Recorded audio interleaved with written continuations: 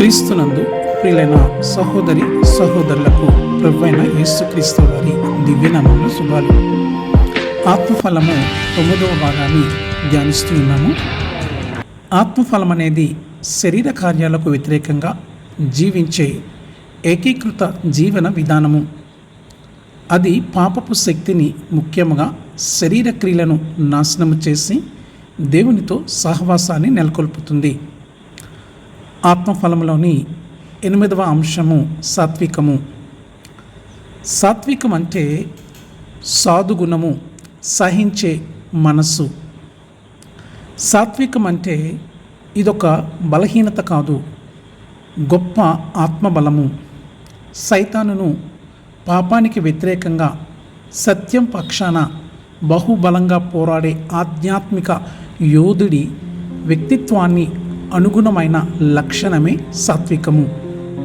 మనకందరికీ తెలిసిన గొప్ప సైంటిస్టు థామస్ ఆల్వా ఎడిసన్ గారు బల్బును కనిపెట్టడానికి చేసిన ప్రయోగాలలో 1000వసారి తన ప్రయోగం ఫలించి బల్బును తయారు చేసి తన పనివానికి ఇచ్చి మేడగదిలో పెట్టమంటే తను ఆ మెట్లు ఎక్కుతూ బల్బుని జారవిడిచి పగలగొట్టేస్తాడు.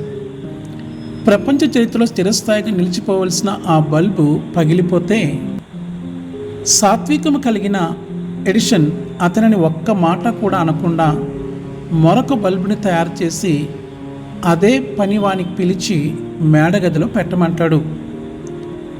దేవుడు తనను ఎట్లాంటి పరిస్థితిలోనికి నడిపించాడో వాటిని వినయముతో అంగీకరించడమే సాత్వికము.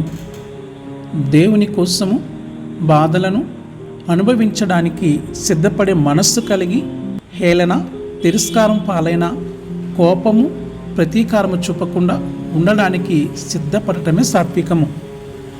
సాత్వికులు ధన్యులు, వారు భూలోకమును స్వతంత్రించుకొందురు.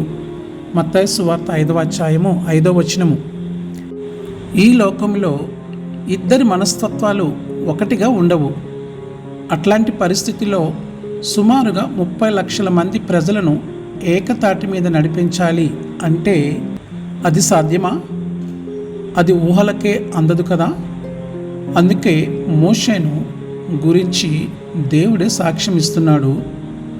మోషే భూమి మీద ఉన్న వారందరిలో మిక్కిలి సాత్వికుడు. సంఖ్యాకాండము 12వ అధ్యాయము 3వ వచనము. సాత్వికము ఎట్లా నేర్చుకోవాలి? మోషే కంటే శ్రేష్ఠుడు, మోషే కంటే మిక్కిలి సాత్వికుడైన యేసయ్య పాదాల చెంత చేరి నేర్చుకోవాలి. నేను సాత్వికుడను, దీన మనస్సు కలవాడను గనుక మీ మీద నా కాడి ఎత్తుకొని నా యొద్ద నేర్చుకొనుడి, అప్పుడు మీ ప్రాణములకు విశ్రాంతి దొరుకును. మత్తయి సువార్త 11వ అధ్యాయము 29వ వచనము.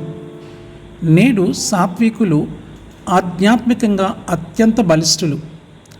రాబోయే కాలంలో లోకమంతటిని వారసత్వంగా పొందబోయేవారు మనము ఆయన పిల్లలముగా ఆయన ఎట్లాంటి సాత్వికము కలిగి ఉన్నాడో మనమును అట్లాంటి సాత్వికము కలిగి ఉండి ఆత్మఫలము ఫలించి ఆయన ఇచ్చే ఆశీర్వాదాలు స్వతంత్రించుకుందాం. ఆ రీతిగా మన జీవితాలను సిద్ధపరచుకుందాం.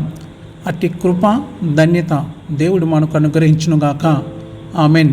దైవాశీస్సులు.